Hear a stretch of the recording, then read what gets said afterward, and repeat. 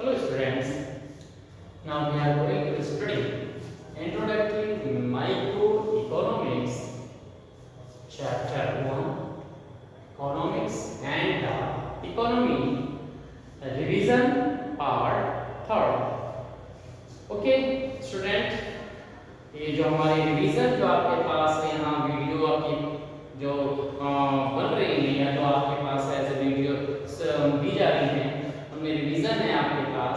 तो रिवीजन का जो सिलेबस है वो आप सबको मालूम ही है कि इसमें आपके पास जो 5 चैप्टर्स हैं वो आपके पास आ रहे हैं। ओके, वो आपके पास रिटेन में भी आपके पास पहुंच चुके हैं, तो वही आपको तैयार करना है। तो इसमें आपके पास जो रिवीजन आपके पास चल रहा है, तो इसमें चैप्टर 1 का जो ये आपके पास लास्ट जो रिवीजन टॉपिक है वो आप यहाँ पर समझेंगे। तो इसमें हम आपके पास क्या टाइप ऑफ इकोनॉमी के बारे में यहाँ आपको डिस्कस करेंगे, बताएंगे। तो ये जो इकोनॉमी आपके पास है तो इसके बारे में आपको बताया गया है, आपने डिस्कस भी किया है, रिवीजन भी आपके पास हो गया है। जब आपने इकोनॉमी के बारे में पढ़ा था कि व्हाट इज द इकोनॉमिक्स या how the economy explain, then आपको यहाँ पर एक्सप्लेन किया गया था और आपने समझा भी था कि economy means it is a region और the boundaries where the all individuals are performing their economic activities according the characteristics of the feature of the certain area. The all economies are the different. It is based on the features of that area. For example, the area of Majhola, the area of the Khatima, or the area of Bareilly, the whole country as India or America, China, Pakistan. These are the different countries. They are known as the Indian economy, American economy on the basis of the features or characteristics. तो ये सब क्या है, features के base पर ही आपके पास identify की जाती है। चाहे वो आपके पास हम मझोला की इकोनॉमी की बात करें, आपको हमने बताया था, खटीमा की इकोनॉमी को हम बात करें, बरेली की बात करें, इंडिया इकोनॉमी ऐसे कंट्री की हम बात करें, तो ये सब आपके पास क्या होता है, उसके फीचर्स उसके कैरेक्टरिस्टिक्स के बेस पर ही डिफाइन किया जाता है। ओके, तो यहाँ पर जो हमारे पास जो फीचर्स हैं उनके बेस पर हमने जो इकोनॉमी के जो टाइप्स हैं उनको हमने क्या सेपरेट किया है, सेपरेशन उनका हुआ है। उनके बेस पर ही हम कह सकते हैं कि जो कंट्री लेवल पर जो हम इकोनॉमी की बात करेंगे हम वही यहाँ पर आपके पास डिस्कस करेंगे कि एज ए कंट्री जो है आपके पास कौन कौन सी जो इकोनॉमी आपके पास रहती है, हर कंट्री के अलग कैरेक्टरिस्टिक्स है, उसके फीचर्स है, उसके अंदर जो भी कैरेक्टरिस्टिक्स दिखते हैं उनके बेस पर ही हम डिटरमाइन करते हैं कि किस तरह की इकोनॉमी वो है। तो सबसे पहले जो हमारे पास इकोनॉमी आती है वो आपके पास आती है मार्केट इकोनॉमी, या हम इसको बोलते हैं फ्री इकोनॉमी। ओके, अब फ्री इकोनॉमी या अगर हम जो अभी तक आपने पढ़ी होगी कैपिटलिस्ट इकोनॉमी, तो कैपिटलिस्ट इकोनॉमी क्या होती है उसी का यहाँ पर मार्केट इकोनॉमी या फ्री इकोनॉमी की बात की जाती है।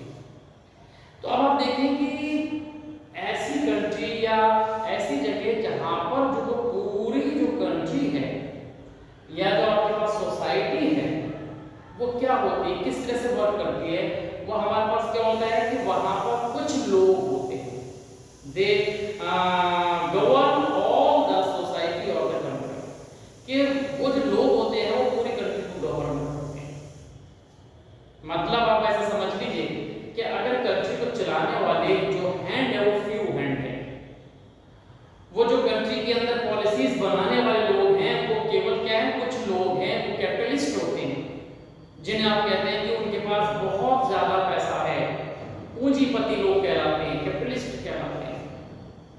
तो अगर कंट्री की जो पॉलिसीज है, जो इकोनॉमिक एक्टिविटीज है, इन लोगों के हाथ में होती हैं, तो जो डिटरमिनेशन किया जाता है, जो पॉलिसीज को चलाया जाता है, वो इन हाथों के थ्रू चलाया जाता है, पॉलिसीज को उनके थ्रू लगाया जाता है। तो एक the country govern by the few hands, generally they are known as a capitalist. तो अगर ऐसे लोगों के हाथ से पॉलिसीज बनती हैं तो वो जो हमारा कंट्री है उसकी इकोनॉमी को हम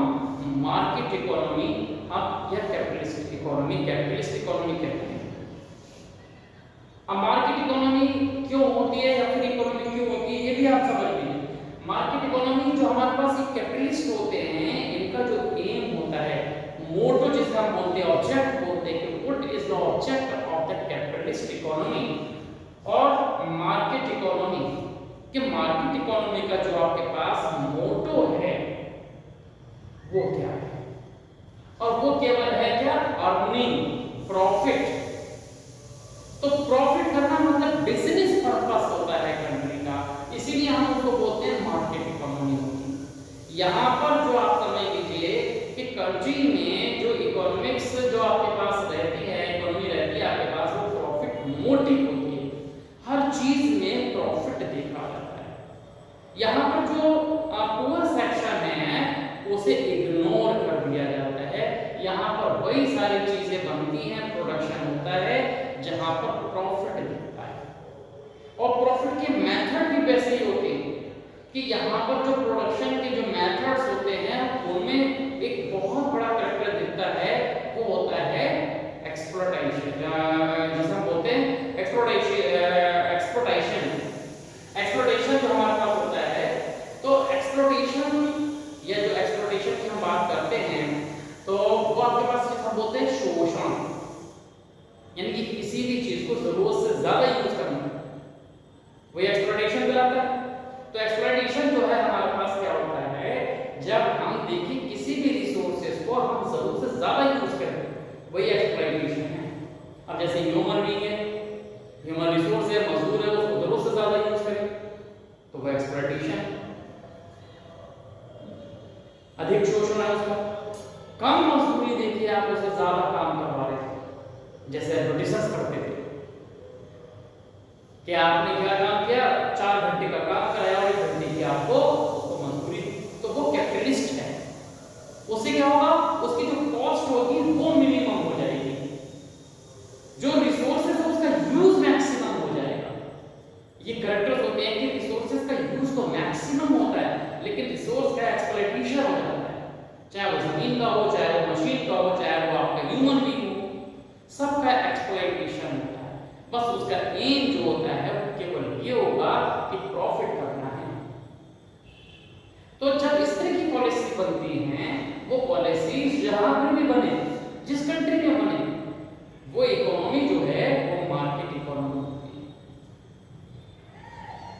तो अगर इस तरह की इकोनॉमी है तो वहां पर वो economy market economy, capital economy या फ्री इकोनॉमी ही ट्रीट की जाती है। तो ऐसी इकोनॉमी को हम मार्केट इकोनॉमी बोल देते हैं।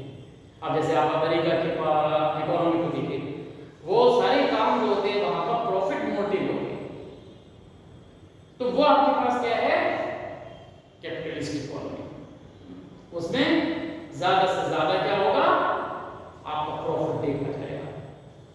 बट आपके पास है इस तरह की जो पॉलिसीज जो बनाते हैं वो आपके पास क्या होते हैं, वो कैपिटलिस्ट इकोनॉमी होती है। और ये एग्जांपल है इन कंट्रीज के, इन कंट्री को कहते हैं कैपिटलिस्ट इकोनॉमी, मार्केट इकोनॉमी होती है।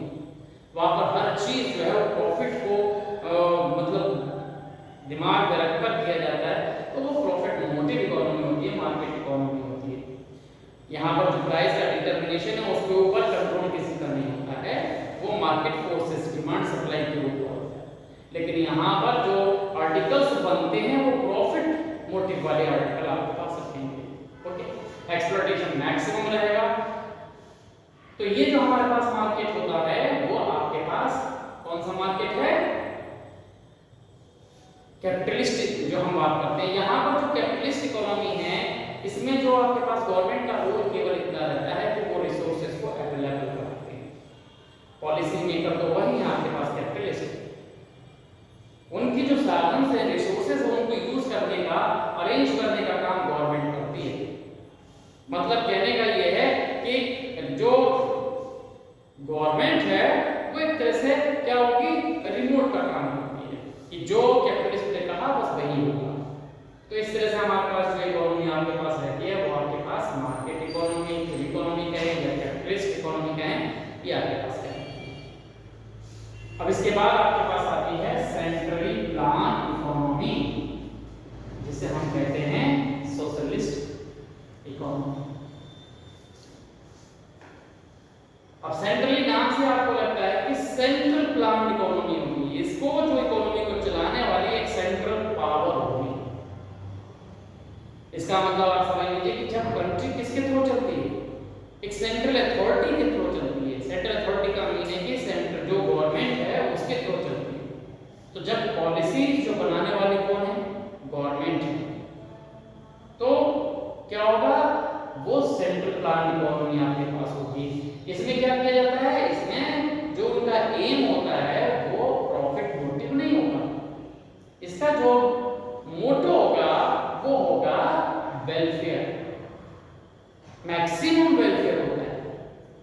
अब वेलफेयर का मतलब है कि इसके अंदर जो है आप ये समझिए कि इसमें सिंपैथी, मर्सी जैसे कैरेक्टर्स आपको दिखाई देते हैं, लेकिन सेंट्रल प्लान वाले में आपको दिखाई देंगे और इसमें मार्केट वाले में नहीं दिखाई देंगे। यहाँ पर वेलफेयर नाम से कुछ भी नहीं होगा, इसमें लोगों के वेलफेयर को नहीं देखा जाता, वेलफेयर केवल यहाँ देखा जाएगा। जो मार्केट इकोनॉमी है वहां पर जो ह्यूमन बीइंग है उसे एक मशीन की तरह यूज किया जाता है, लेकिन सेंट्रल प्लान इकोनॉमी में वेलफेयर को दिमाग में रखा जाता है। यहाँ पर जो मोटो है वो मैक्सिमम प्रॉफिट नहीं होता, मैक्सिमम वेलफेयर होता है। यहाँ ह्यूमन बीइंग को एज ए मशीन नहीं ट्रीट किया जाता। अगर कोई भी इंसिडेंस ऐसा हो जाता है जिसमें वर्कर का, मान लीजिए एक्सीडेंट हो जाए, उसका हाथ पैर कट जाए, तो वहां कंपनसेशन दिया जाता है, उसके फैमिली पर्सन को एम्प्लॉयमेंट दिया जाता है, कंपनसेट किया जाता है और उसकी हेल्प की जाती है।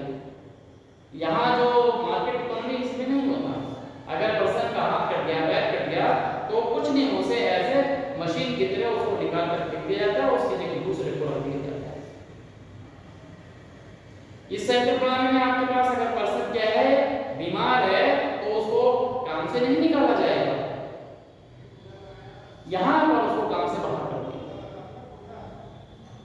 ओके, तो इस तरह से जो हमारे पास जो सेंट्रल प्लान इकोनॉमी है, इसमें वेलफेयर को दिमाग में रखा जाता है, सोसाइटी के वेलफेयर को हमेशा कंसीडर किया जाता है। तो जब सेंट्रल प्लान इकोनॉमी आपके पास वर्क करती है गवर्नमेंट के थ्रू, अगर आपके पास वर्क होता है, जो कंट्री की पॉलिसी जो बनाई जा रही है वो कौन बना रहा है, गवर्नमेंट बनाई जा रही है, गवर्नमेंट के थ्रू बनाई जा रही है, तब आपके पास centrally plan economy, socialist economy है और इसमें सबके वेलफेयर को दिमाग में रखा जाता है। ओके, तो मैक्सिमम अर्निंग जो है इसका मोटो नहीं होता, इसका मोटो होता है मैक्सिमम वेलफेयर। तो वेलफेयर पर ज्यादा जोर दिया जाता है, कंट्री के हर पोर्शन को डेवलप किया जाता है। ऐसा नहीं होता कि कंट्री के सारे पोर्शन की जगह जो मेन चीज है उसको ही फोकस में रखकर उसको डेवलप करते चले जाए। यहाँ पर कंट्री के हर पोर्शन को दिमाग में रखा जाता है, सोसाइटी के हर एरिया को दिमाग में रखा जाता है, सबका जो है डेवलपमेंट किया जाता है। ओके, तो ये सेंट्रली प्लान इकोनॉमी आपके पास होती है। तो यहाँ पर आप देखें सेंट्रल प्लान इकोनॉमी में आप एक चीज और समझ लीजिए अच्छी तरह से कि यहाँ पर जो नेचुरल रिसोर्सेज होते हैं कंट्री में, उसका जो ऑनर है वो गवर्नमेंट होती है, यानी सेंट्रल अथॉरिटी होती है। स्पेशली अगर हम लैंड की बात करें, जमीन की बात करें, तो वो जो है उसकी ऑनर जो है वो गवर्नमेंट होती है। अब जैसे सोवियत रूस में यूएसएसआर की बात करते हैं, अब चाइना की बात करते हैं, तो यहाँ पर क्या है, सोशलिस्ट इकोनॉमी। यहाँ पर जो आपके पास जो लैंड जमीन है उसकी ऑनर कौन है, गवर्नमेंट है। जैसे आप इंडिया में देखें, इंडिया में क्या होता है, एग्रीकल्चर लैंड का मालिक जो है इंडिविजुअल होता है, मकान के जो मालिक हैं वो कोई भी इंडिविजुअल हो सकते हैं, लेकिन ऐसा रूस में नहीं, यूएसएसआर में नहीं। वहां पर जो है आपके पास क्या होगा, आपकी जो ऑनर होगी, जो नेचुरल रिसोर्सेज है उसकी ऑनर गवर्नमेंट होगी। अगर एग्रीकल्चर के लिए आपके पास लैंड दी गई है तो वो अलॉट की जाती है, आपको अलॉट कर दी जाएगी, आप ऐसे काम करेंगे जैसे ऑनर कर रहे हैं, लेकिन आप उसके एक्चुअल ऑनर नहीं होंगे, वो होंगे गवर्नमेंट। तो उसमें क्या होता है कि कैपेबिलिटी के हिसाब से सबको क्या किया जाता है, डिस्ट्रीब्यूशन किया जाता है। अब यहाँ पर क्या है कि कुछ लोगों के पास बहुत ज्यादा जमीन है, कैपेबिलिटी उनके पास नहीं है, फिर भी जमीन है, कुछ लोग हैं उनके पास जमीन बिल्कुल नहीं। तो ऐसा जो है आपके पास चाइना में या यूएसएसआर में, रूस में हम बात करते हैं, उसमें ऐसा नहीं है। सबको वहां पर आपके पास अलॉटमेंट और सबको काम करने के लिए लैंड मिलेगी, जमीन मिलेगी, आप प्रोडक्शन कीजिए, अपना भी कीजिए, आप गवर्नमेंट का भी कीजिए। तो इस तरह से क्या होता है कि वहां पर सोशलिस्ट जो है, भलाई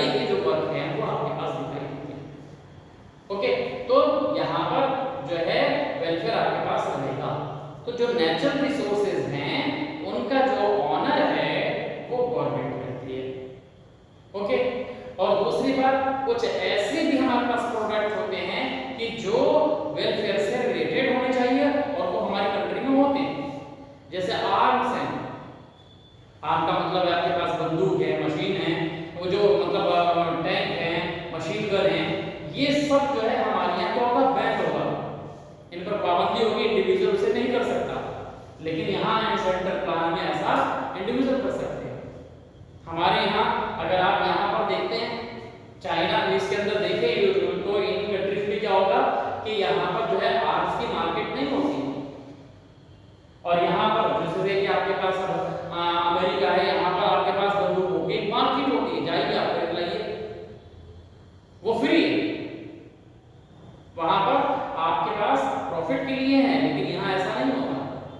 तो इस तरह से हमारे पास क्या होता है कि सोशलिस्ट इकोनॉमी में जो वेलफेयर से रिलेटेड है, कि अगर जो आपके पास डेंजरस है उन पर बैन होता है, ऐसे ही हमारे यहाँ पर जो होता है वो बैन आपके पास होगा। आपके पास जो ऐसे टोबैको, जो आपके पास निकोटीन से रिलेटेड जितने भी आपके पास ऐसे ड्रग्स हैं वो सब बैन होंगे। ओके, तो यहाँ सेंट्रल प्लान में वेलफेयर को दिमाग में रखा जाता है, हर चीज को जो है प्रॉफिट से नहीं देखा जाता, जबकि यहाँ मार्केट इकोनॉमी में उन्हें देखा जाता है। ओके, नेचुरल रिसोर्सेज में ये मार्केट इकोनॉमी में तो प्राइवेट इंडिविजुअल्स आपके पास ओनर होते हैं, यहाँ पर गवर्नमेंट आपके पास यानी कि सेंट्रल प्लान जो बनाती है वही अथॉरिटी, सेंट्रल अथॉरिटी उसकी ओनर होती है। तो ये आपके पास सोशलिस्ट इकोनॉमी। अब आपके पास नेक्स्ट आती है मिक्स्ड इकोनॉमी। तो मिक्स्ड इकोनॉमी आपके पास क्या है?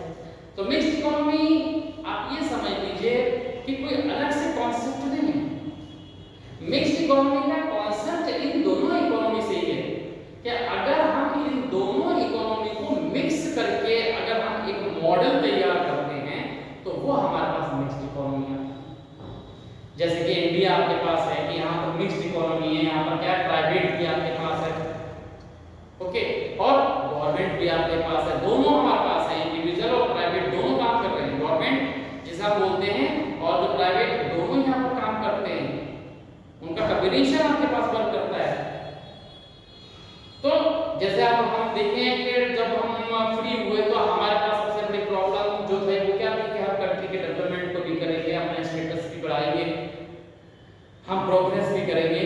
तो इन सब के लिए कमेटी जो बनी तो उन्होंने क्या किया कि एक प्लानिंग कमीशन बना, उसने एक जो है आपके पास एक वाइड जो है पॉलिसी को एडॉप्ट किया और उसमें ये देखा गया कि हम किस तरह से डेवलप कर सकते हैं। तो वो पॉलिसी उसको बनाया गया जिसमें ये देखा गया कि कुछ हम प्राइवेट सेक्टर के काम करें, कुछ हम गवर्नमेंट सेक्टर के भी काम करें, और कुछ ऐसे हैं कि जहां दोनों कंबाइन काम करें।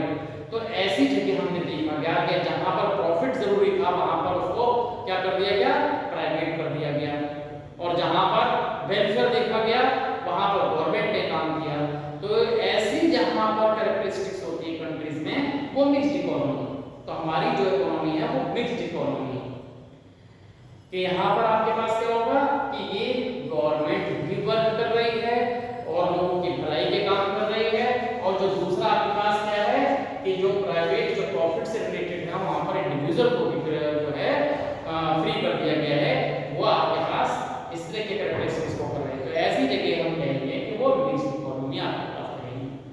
तो इस तरह से मिक्स्ड इकोनॉमी में क्या होगा, दोनों तरह के आपके पास कैरेक्टर्स दिखाई देते हैं, किस किस के, मार्केट इकोनॉमी के और सेंट्रली प्लान इकोनॉमी, दोनों इकोनॉमी के आपके पास रहेंगे। तो अगर आप देखते हैं तो यहाँ पर जितने भी आप मेडिसिन देखें, अगर हम इंडिया में देखें तो गवर्नमेंट आपके पास है, वो आपके पास यहाँ पर बनाती है, उसको जो है लाइसेंस वहाँ पर लेना पड़ता है उसके लिए। और अगर आप यहाँ पर देखें, अगर आप रेलवे को देखते हैं वो वेलफेयर के लिए आपके पास उसका भी कंट्रोल जो है वो गवर्नमेंट का रहता है। तो गवर्नमेंट का और जो प्राइवेट दोनों का हमारे पास जो यहाँ पर कॉम्बिनेशन कंट्री में दिखता है, तो वो आपके पास कंट्री क्या है, वो मिक्स्ड इकोनॉमी है, वेलफेयर भी होगा और प्रॉफिट भी होगा। तो याद रखें कि डेवलपमेंट जो होता है वो सबसे ज्यादा हमारे पास होता है मार्केट इकोनॉमी, वेलफेयर हमारे पास सबसे ज्यादा होता है सेंट्रल प्लान इकोनॉमी, और यहाँ पर वेलफेयर और प्रॉफिट दोनों एक साथ चलते हैं वो मिक्स्ड इकोनॉमी में। तो इस वजह से जो हमारे पास ये जो टाइप ऑफ इकोनॉमी आपने यहाँ पढ़ी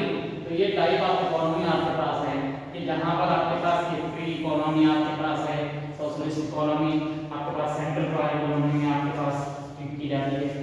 तो ये 3 इकोनॉमी आपने यहाँ पर अच्छे से पढ़ा। ओके, तो इसे आप याद करेंगे तो ये आपको समझ में आ गया। Okay, thank you.